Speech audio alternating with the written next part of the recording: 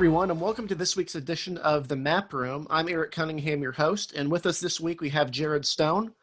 Nick Morris was unfortunately not able to make it this week, but he'll be back next week as we continue into a different state. But this week we're going to close off our series on Texas. Week 1 we discussed Houston, which is the most populated metro area in the state. And week 2 we discussed the Dallas-Fort Worth area. And so now we're going to cover everything else in Texas. So you're in for a really good episode here. San Antonio, Austin, all sorts of different areas of the state that are really important, even if they're slightly less populated than those two big metropolitan areas. So I'll go ahead and get started here. So what are the important metro areas in Texas? We've talked about, obviously, Houston and the Dallas-Fort Worth area, but there's actually many metropolitan areas in Texas. In fact, I'll show you right here. You'll notice, this is according to the census, these are all of the major metropolitan areas in Texas. This is just the core metro areas. I didn't include the micropolitan areas or places that are adjacent to it. These are just the core, most urban areas or affiliated regions. And you'll notice there's a lot of them right here. So we've got El Paso, Lubbock, Amarillo, all sorts of minor ones, some places in the valley, on top of those big two we mentioned, which by far the largest geographically and in terms of population. The remainder of the state is in 26, which is what is the most rural portion. So Texas is a very large state in terms of population, over, I believe, 27 million people. Only about 3.2 million people live in the rest of the state. And you'll notice these are a lot of counties. When I show you the county list right here, if it pops up for you, you'll notice these are a lot of counties, and they stretch all over the state, all sorts of different areas. So that's kind of the basis of what we're going to be talking about, is the rest of the state, all these areas. But mainly the two big ones are the San Antonio area and the Austin area. So what are these major areas other than the two that I mentioned before? So we've got San Antonio is the third largest metropolitan area in the state, and then Austin is the fourth largest. So San Antonio, if you look at the demographics here, is a majority Hispanic area. 55% of the population is Hispanic compared to 34% that is non-Hispanic white. Most of that population is rooted in the city of San Antonio, which is in Bayard County. And then the remaining rural counties around it are kind of the Republican base of this region. So you'll notice that the region narrowly voted for Republicans in 2016. It voted for Republicans by around 9,000 votes. This is compared to 2008 when it was won by 5% of the vote. But in 2014 and 2014 gubernatorial and Senate races, Republicans did very well. That's a trend you'll find in some of these off years, and especially Hispanic regions of the state. So next up is Austin. Its metropolitan area is the fourth largest in the state. It has over 2 million people, and 52% of the population is white. So it's a majority white metropolitan area. Most of the population is rooted in Travis County and the city of Austin, which is the state capital. And it's the most politically liberal region of Texas. It's known for being a very weird location. Similar to how Portland talks about keeping Portland weird, Austin talks about keeping Austin weird. It's very politically liberal. If you'll notice, even down ballot, in 2014, Democrats actually won the gubernatorial election in the Austin area by 11%. And they even won the Senate race, which was, as we mentioned in the last episode, against a really unfunded Democratic candidate. In the presidential race in 2016, you'll notice it was won by almost 20% by Hillary Clinton, compared to around 15% in 2008. So it's definitely an area that's been trending in the direction that Democrats would like it to be trending in. So I'm going to go a little bit more granular here and kind of show you what that means. So this is how the greater Austin area voted in 2018, I believe, if you look at this map right here, 2016 and 2018. So as I said before, Hillary Clinton won this area by around 20% of the vote. You'll notice how much of that blue is portioned in the portion of Travis County right over here. That's where the city of Austin is, and it's the most politically liberal region in the area. But you'll also notice that it's kind of grown out into Williamson County, especially in areas like Round Rock that directly are adjacent to Travis County, and also into Hayes County. And so even though Trump won 4 of the 5 counties here, that enormous margin in Travis County, a 39 percentage point win for Hillary Clinton, was easily enough to overcome the rest of the rural areas. 2018 was even worse for Republicans. Beto O'Rourke was able to win it by 31% of the vote, and he actually flipped the two counties that were relatively close. He flipped Williamson County and he flipped Hays County. Both of those went for him by reasonable margins. Hays actually went to him by around 15% of the vote. And he also made inroads into the two other rural counties, Bastrop and Caldwell. So that's the sort of trend we're talking about in the Austin area. So as you can see here, even though Travis County has a growing Hispanic population, a lot of its political liberal nature traces from its white population, which is probably the most liberal white population in the state of Texas. And this has resulted in some interesting trends with its political candidates. At the moment, Austin is not represented by a single congressional district. It's split among multiple congressional districts in a gerrymander, which has quickly become what we in politics call a dummy-mander. So a dummy-mander is when you draw a map that's supposed to favor one party, but by the end of the cycle, it's actually flipped and favors the other party. A notable example of this is in the state of Arkansas, where Democrats drew a map they believed would be a 3-to-1 map, where you would have 3 Democrats and 1 Republican. But by the end of the decade, it was a 4-to-0 map, where you had 4 Republicans and no Democrats. You're seeing a similar thing happen specifically in these districts that trace out of Austin, and it can not only be attributed to the dummy-mander, but also to their attempt to get rid of a certain representative. So I'm going to throw it over to Jared, who will kind of explain in particular why Texas Republicans wanted to get rid of this representative so badly. Okay, so the representative that Eric was talking about is a man by the name of Lloyd Doggett. And Lloyd Doggett specifically is the last white male Democrat to represent a district in Texas. Now, you used to have a lot more of these representing districts throughout Texas. Chet Edwards, for example, represented a district that was in a rural section of central Texas. And he represented it even as late as the early 2000s. And he was on the short list for the vice president back then. And so Lloyd Doggett is of a dying breed in that sense. And to understand him and his district, you really have to look at the dummy-mander that Eric was mentioning in terms of how it slices and dices Austin into numerous congressional districts. So I'm going to share my screen with you just to show you a map of the districts that we're talking about here.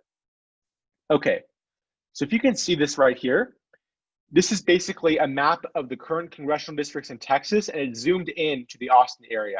And Travis County is right over here, and Austin is right at the center of it.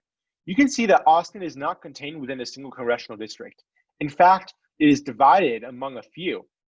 And these districts were all drawn back at the last redrawing in the last census. These were all drawn basically to be Republican gerrymanders, to be safe Republican seats.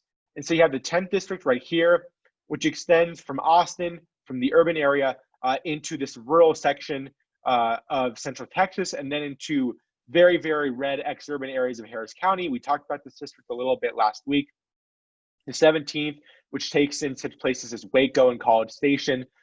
This actually used to be Chet Edwards' old seat, but now it's represented by Bill Flores, who's a Republican, who happens to be retiring this year.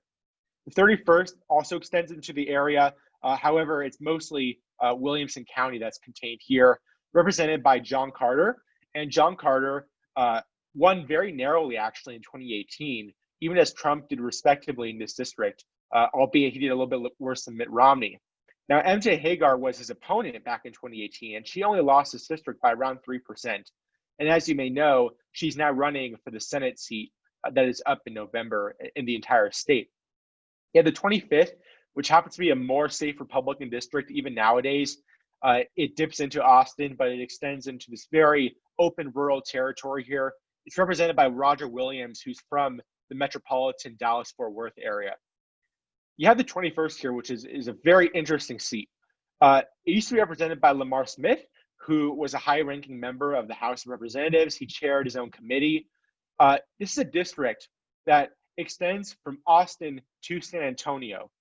It takes in some of the more traditionally conservative rural and suburban areas of Bayard County over here, takes in some of the blue areas of Austin, and then it goes and extends into this area of Texas known as the German Low Country.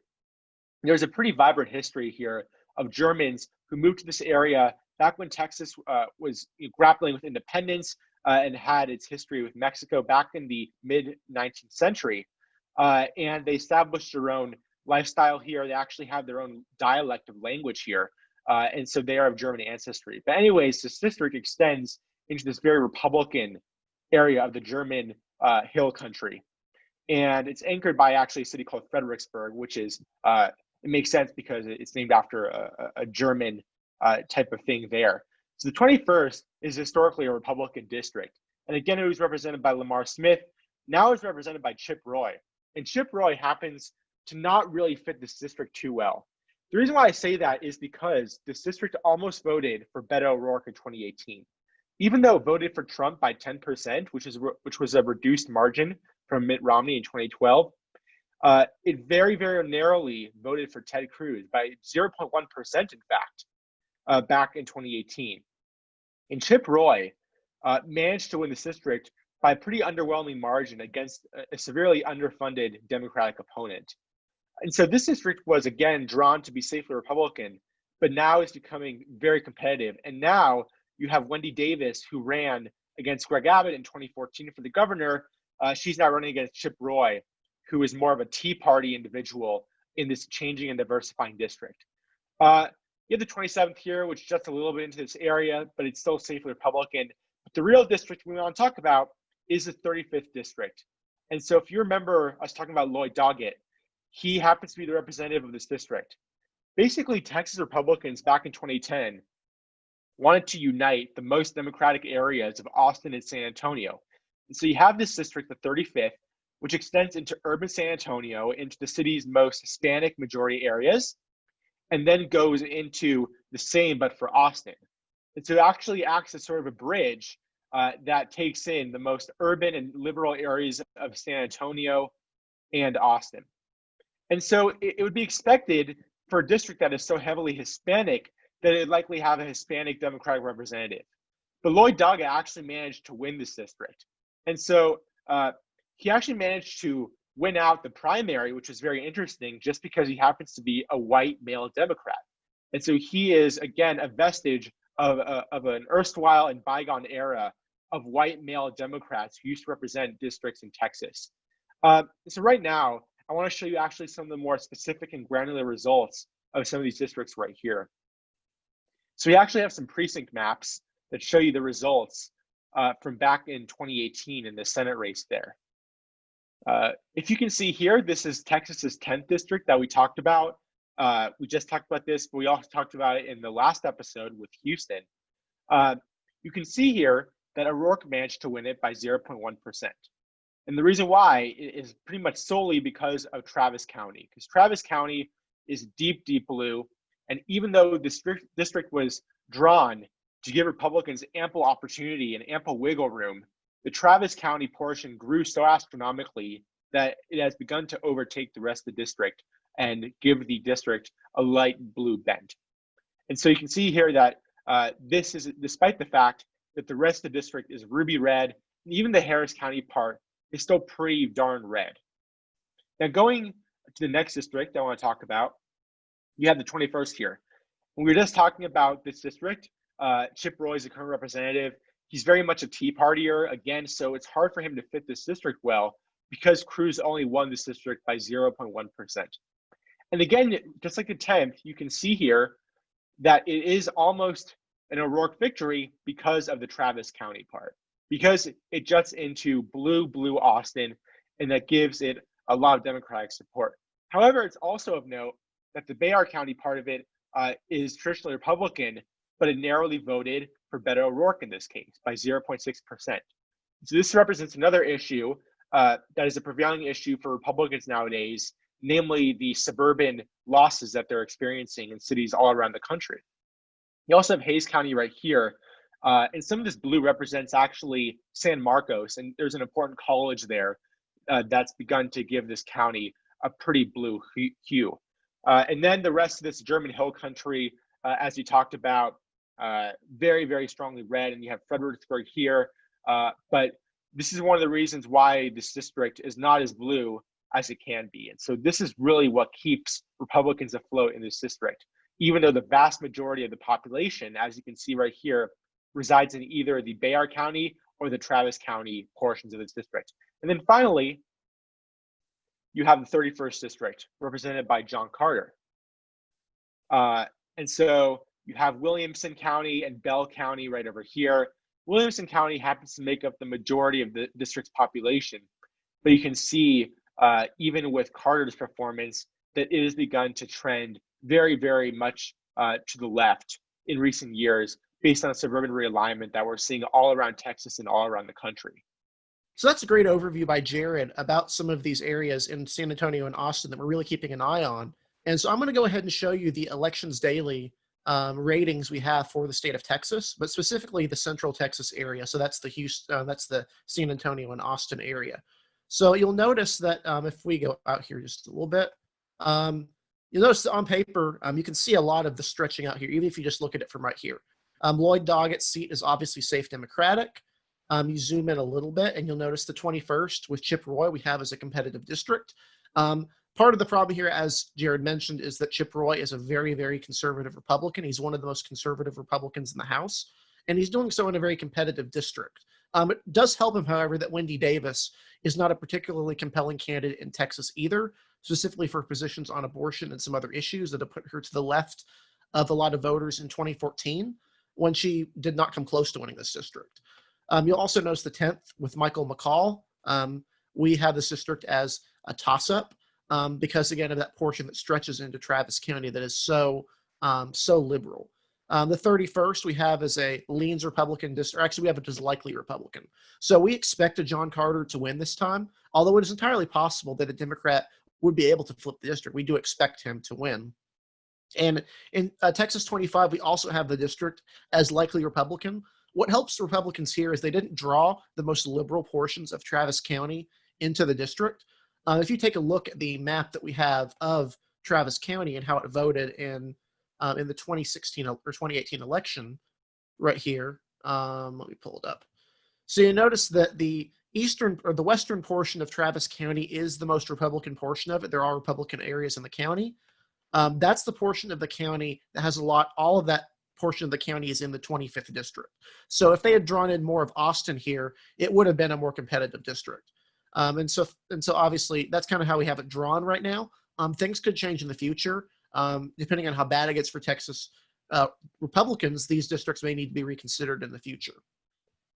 So now that we've covered San Antonio and Austin, we're going to start covering the remaining areas of the state that are of particular importance to us as election mappers and as election observers. So I'm going to show you a map from J. Miles Coleman, our friend at Larry Sabato's Crystal Ball. Go ahead and follow him on Twitter at J. Miles Coleman and at Center for Politics, the number 4. They do great work over there, and they have some really good election ratings and other analysis. So when we're talking about the election, I'm going to go ahead and show you the gubernatorial results right here. So you'll notice that a lot of these areas around that area we're talking about in Austin are likely Republican, or they're only narrowly Republican. And like the 21st here voted for Greg Abbott by around 12 percentage points, as it narrowly was very narrow at the Senate level. That's kind of what the map was designed to do. There is another district that extends into San Antonio, though, which is the 23rd district, which we have rated as likely Democratic. This was drawn to be a competitive district that Republicans could win, but it has become increasingly problematic for Republicans in the area of Trump. You'll notice here that Greg Abbott only won the district by around 7.3 percentage points, which is less than his statewide margin. But you also notice the rest of the Rio Grande Valley is fascinating. These 3 districts right here are the Fajita Districts, is what they're called. And they're drawn because they look kind of like fajitas. They stretch up the Rio Grande Valley into some of the white areas. And the reason this is done is twofold. First off, the reason it's done is it makes them a little bit more competitive down ballot. These aren't areas that Republicans will ever win, but if a Republican running for Senate or for the governor's race manages to win the district, it's really a point of pride for their Hispanic turnout operation, because Republicans are actively trying to win the Hispanic vote in Texas, particularly in the Rio Grande Valley. So you notice here the 28th, 15th, and 34th districts are actually the most competitive in the state on the Democratic end. You notice the 15th only went Democratic by around 4 percentage points. The 28th only went Democratic by around 7 percentage points. And the 34th only went Democratic by 2 percentage points. So these are very narrow districts. And there's 2 reasons for this.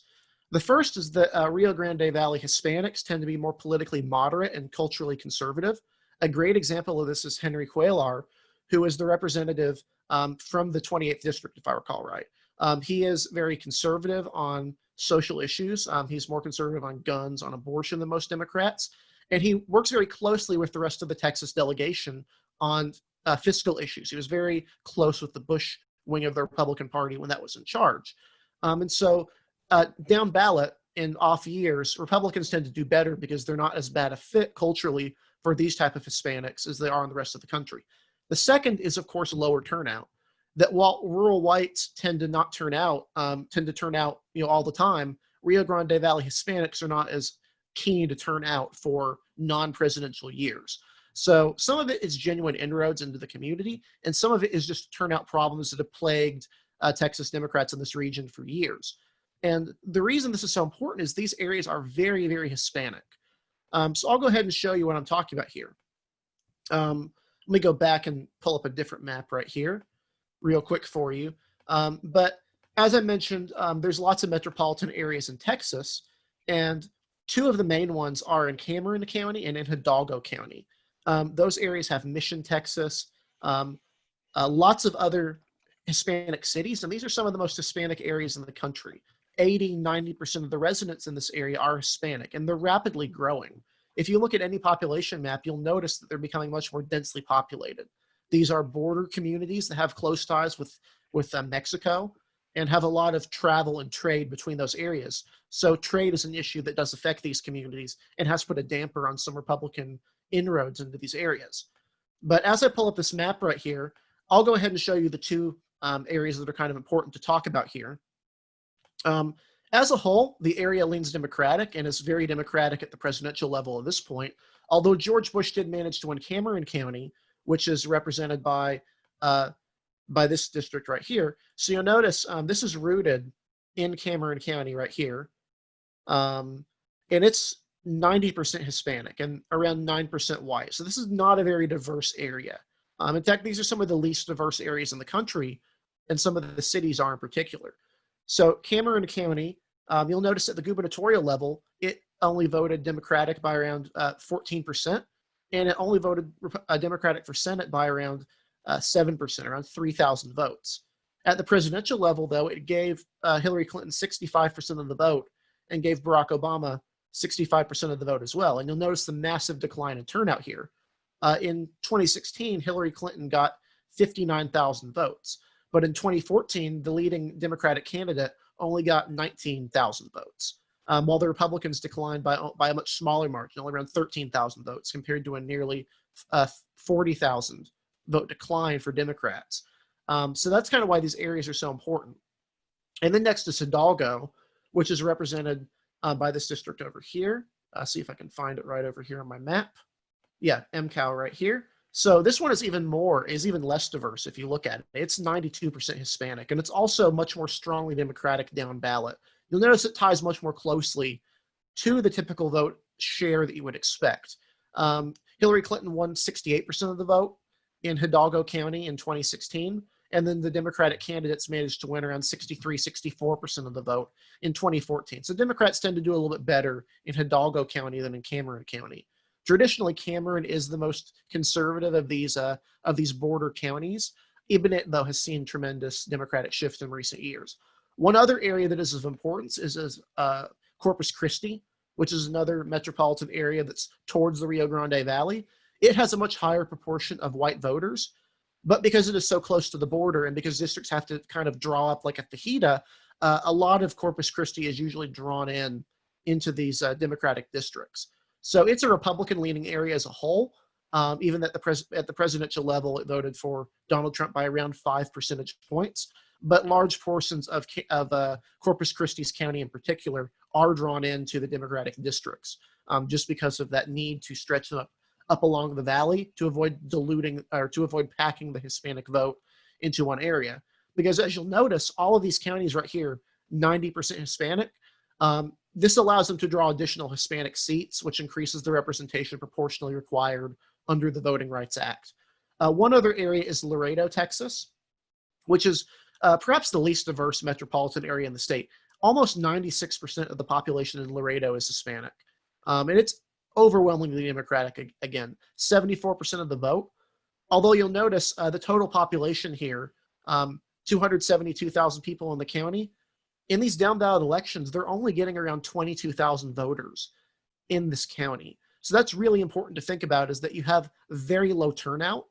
And for years, Democrats have been hoping that turnout would increase in the Rio Grande Valley, and that would be how they would flip Texas, as all of a sudden these areas that have very low turnout would have very high turnout. But as a matter of fact, it's not been from those Rio Grande Valley areas that have been flipping the state. It's actually been from the rest of the state, from the Dallas-Fort Worth area and from Houston in particular. And why is that? So Miles Coleman, J. Miles Coleman, had a tremendous map which kind of demonstrates this trend.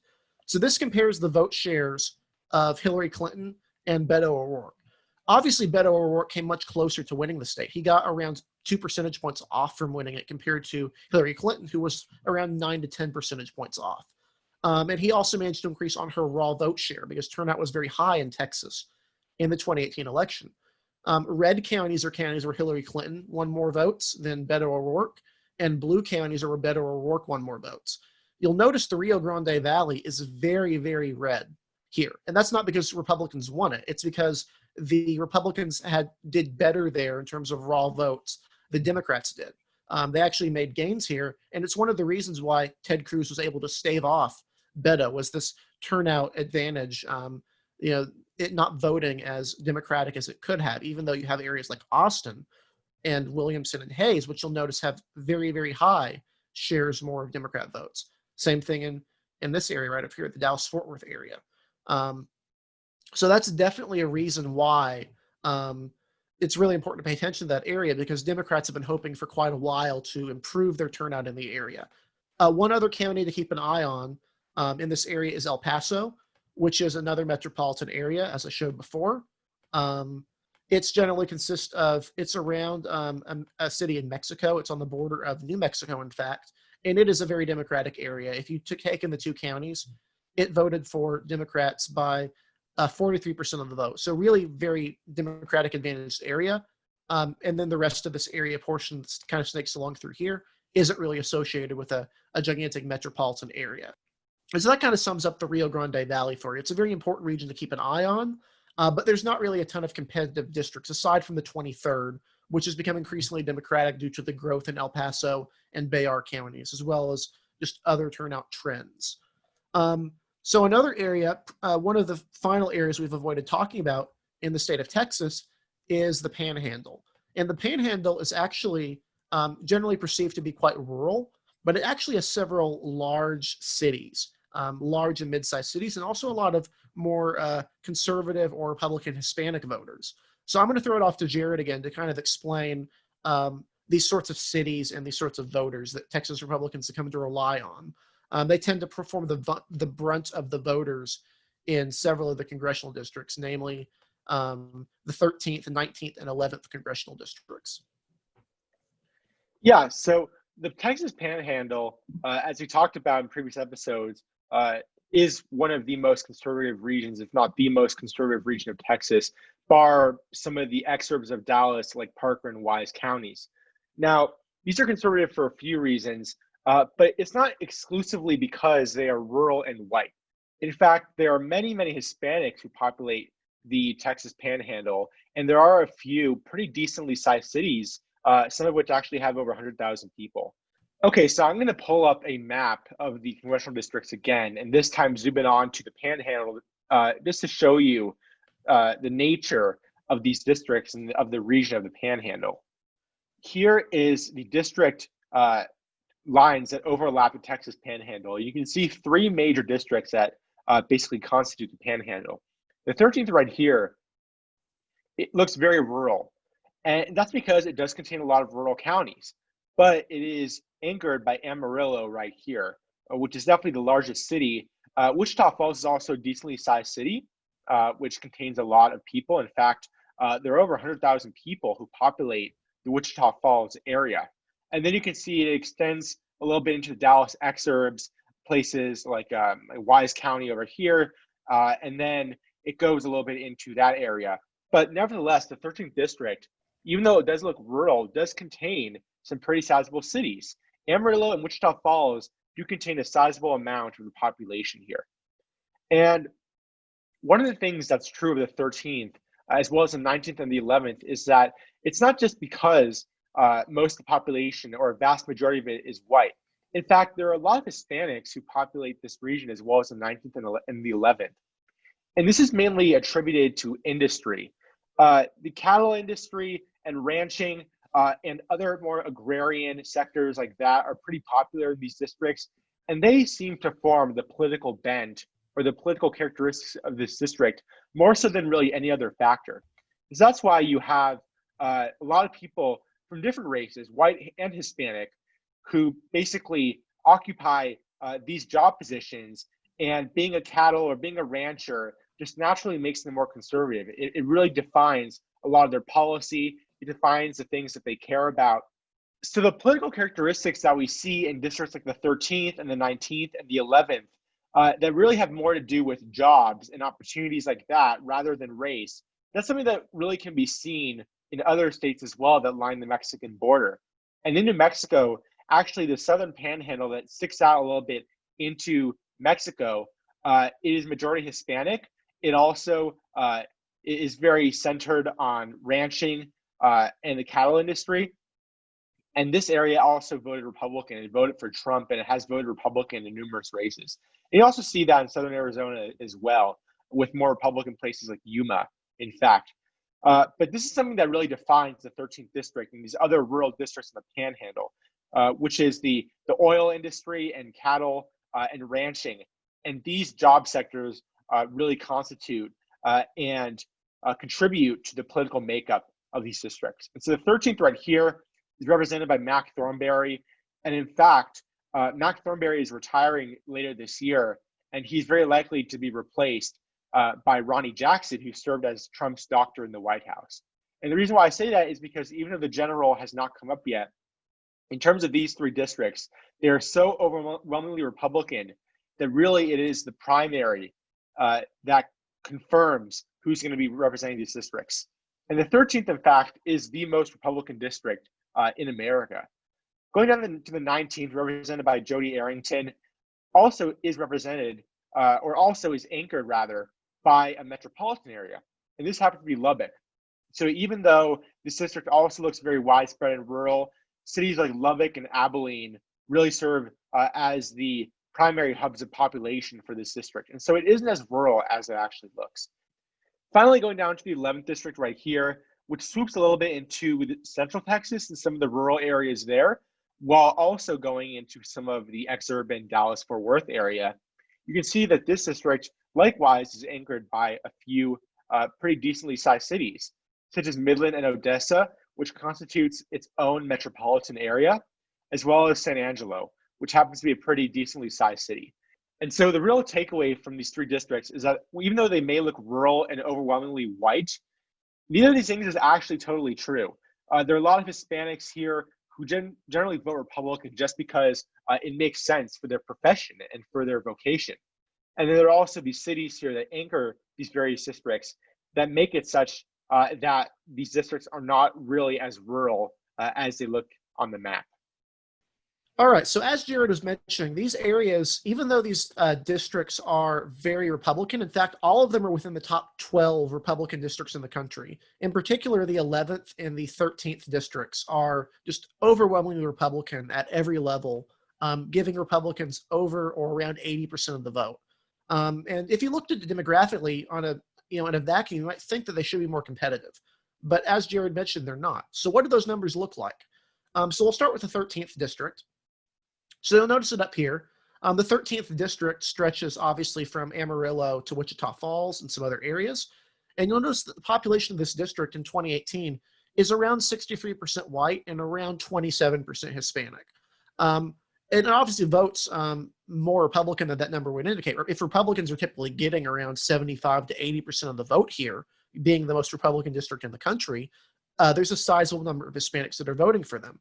And you'll notice right here that Hispanics, citizen population. So the citizen population excludes, in theory, people who are not citizens. So obviously there is a presence of illegal or undocumented immigrants throughout Texas in the agriculture areas especially, and these people cannot vote. So to some degree, you have to account for that when drawing maps. So that's what the citizen voter adjusted population is for. Even with that accounted for, Hispanics are still around 19% of the population in the 13th district, which is pretty sizable, all things considered. The 19th, centered in Lubbock, is a little bit more liberal than the other two. It's only the 12th most conservative district in the country, as opposed to being the first and second. So a relatively small victory for Democrats here. And you'll notice that the population, total population, 37% Hispanic. Even when you take the citizen population, still 30% Hispanic. Republicans are able to do very well in this district, in part because of those factors: oil, ranching, all sorts of different factors. And then finally, the 11th is probably the most Hispanic of the bunch because of the presence of San Angelo, which in particular is a very conservative area and also has a very sizable Hispanic population.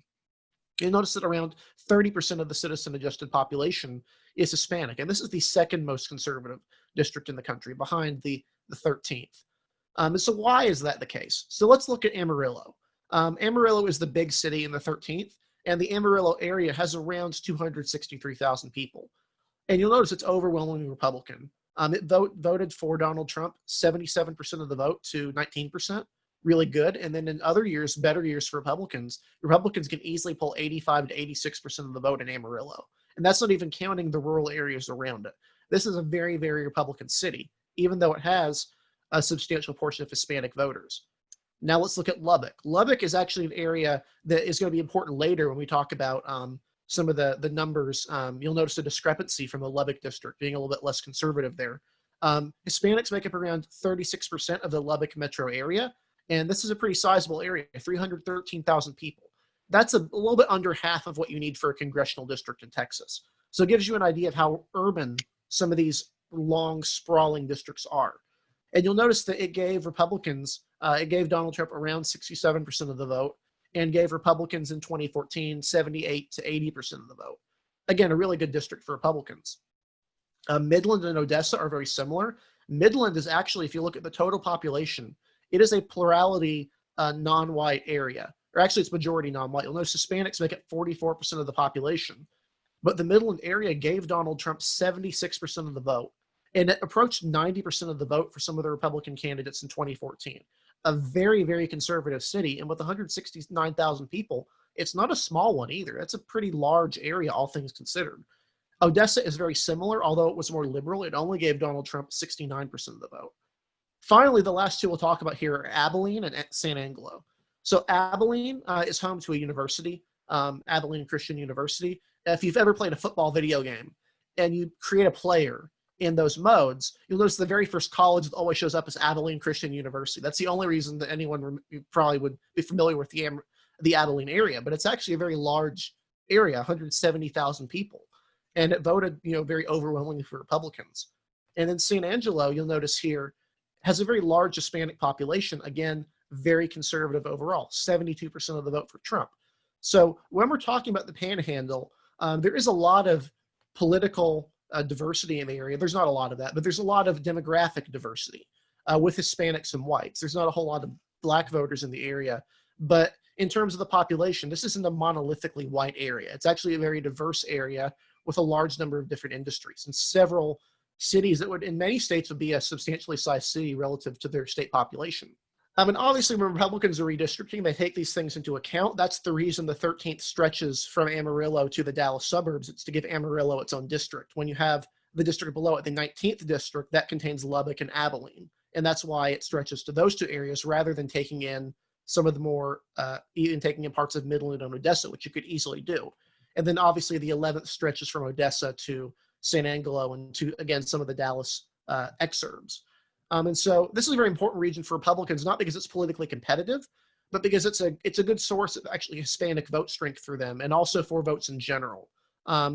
These areas obviously turn out much more than the Rio Grande Valley, and turnout here is very important. Even if Republicans are getting 80 to 90% of the vote, it's also important they turn out a lot of voters here in general. And there are big cities where they could easily go to and do that in. So with all that in mind, now that we've really comprehensively gone over all of Texas and all of the major regions and their politics, we're now going to see what the contingency is for the presidential and Senate races that are coming up this November. And Texas is probably going to be one of the most competitive and one of the most sought after states for both Trump and Biden this November. And this is because with all the things that we discussed, Texas holds a wealth of opportunities for a variety of reasons and in a variety of ways. So what I'm going to show you right now is actually a map that depicts if Biden wins the state by 1 to 2%. And so this would have been unbelievable 8 years ago. Romney won the state by 17%. But just because of suburban animosity towards Donald Trump and the shift that we're seeing in traditionally Republican suburbs, this is a state that could potentially swing either way. And that's not out of the realm of possibility. So I'm going to share my screen right now. And so you can see right now, this is a map of the congressional districts based on a Biden victory in the state, a very narrow Biden victory. You can see a few interesting things. First, I just want to mention the fact that this map was created by a friend of election Twitter who made this very, very interesting and compelling map. And this map assumes that there's going to be 66% turnout, 2/3 turnout from each side. So that is astronomical turnout, and it produces some very interesting results. Some of the things I want to show you here, look at the three major the four major metropolitan areas that we were talking about in Texas. You have Houston right here, and the inset right here depicts Houston. The 7th is very strongly Democratic. It's been trending in that direction. Even the 2nd district, which is represented by Dan Crenshaw, the 22nd, which is going to be competitive this November, and the 10th, which is also destined to be competitive. They all go Democratic by a pretty decent margin in this map. Go over to Austin, or the Dallas-Fort Worth area rather, and you can see some more blue here. If you look at this inset right here, the 32nd, which is already a Democratic trending district that flipped in 2018, is giving a huge margin to Democrats here. The 24th here, which is going to be also very competitive in November, is also delivering a comfortable margin for Democrats. And then the 3rd here, the 3rd district, which is anchored in Collin County, this has been a historically very Republican county and area. Even here, it flips narrowly to Biden. And in fact, a poll recently came out for this district that showed a pretty close race, and Biden actually leading Trump by 2% in this 3rd district. Going down to San Antonio and Austin, you can see the dummy-mander really at play here. The 31st district flipping to Democrats, as well as the 21st here.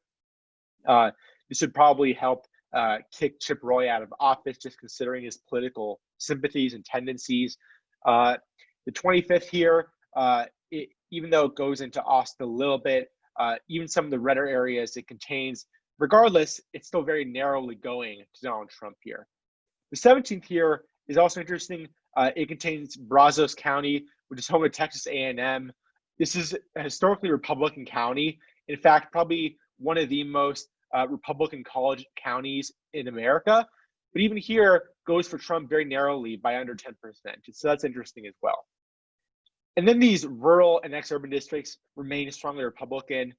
Going down to the Fajita districts that Eric was talking about earlier, these do not see as much of a swing in Democrats just because it's been trending actually in the opposite direction, as we talked about earlier.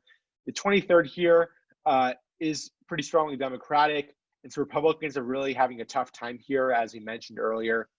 El Paso is obviously still going to be strongly Democratic, as well as the urban areas of Dallas, Houston, Austin, and San Antonio, all deep, deep blue.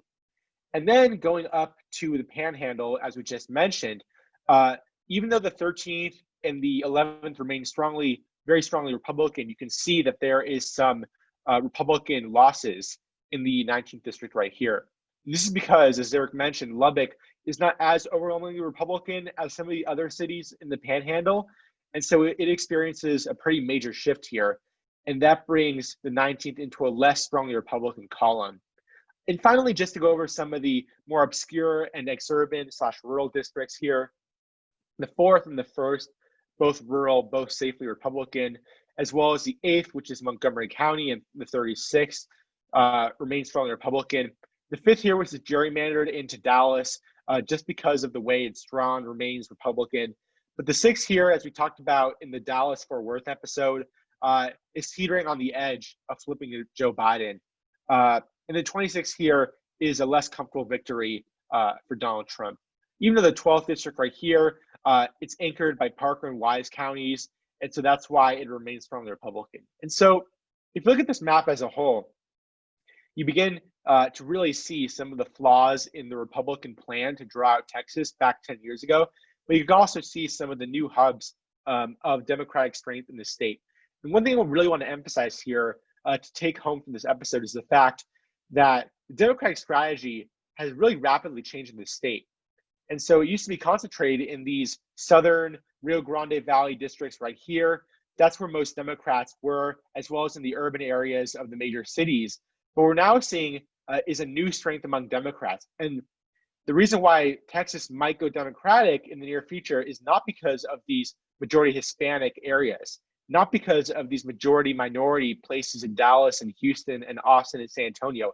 It's because of college-educated whites in the suburban areas of these major cities moving in the more Democratic column. And so that's really a big takeaway here. To dispel any myths about why Texas is turning blue, those are really the main reasons why. And so this map really puts those trends at play here. Great analysis from Jared there, and it's really emblematic of why Texas is becoming such a politically competitive state in recent years. Elections Daily currently has the state listed as a toss-up at the presidential level, and we shifted several House races to the likely Republican column or towards the Democrats at lower levels. One other thing to keep in mind here is that, again, people tend to associate Texas as a rural state, but in all reality, it's not that rural. And so there's a concept known as the Texas Triangle. And so what the Texas Triangle is, it's roughly a triangle that stretches from Dallas to Austin, San Antonio, and Houston. That is the core triangle. And then occasionally you see these counties in green that surround the triangle that are kind of looped in. So you notice the Texas Triangle has about as many people in it as these other two areas combined. It has around 13 million people, and it's been typically Republican. You know, it's given around 52% of the vote to Republicans on average from 2012 to 2016. This other area, the green area that surrounds the Texas Triangle, has given Republicans around 64% of the vote. And then the remaining portion of the state, which includes obviously the rural areas, but also some urban areas like El Paso, has given them typically around 66% of the vote. So the reason this is so important is because the population is kind of compacted into this triangle area with, you know, the remaining portion of the state still being very populated, but not nearly as densely. If you combine, you know, the blue and the green areas, you get around, you get 21 million people compared to only around 8 million people for the remaining portion of the state. The reason this is so important is because of vote trends. So you'll notice that in 2008, Republicans narrowly won the core Texas Triangle. So these counties right here in blue: Dallas, San Antonio, Austin, Fort Worth, or Houston, and then all these other surrounding areas. Then in the green portion, so that's the more suburban surrounding area that includes places like Collin, Denton, and Fort Worth, but also Bend and some other areas around it. It shifted from being a Republican, Republicans getting 61% of the vote to only getting 57%, 58% of the vote. And then finally, the remaining portion of the triangle, that's not in the triangle, you notice that Republicans have again declined. The reason that the state has become more competitive, though, is because of this shift in these blue areas, the core Texas Triangle. That's because of these shifts in Dallas and San Antonio, Austin, and Houston.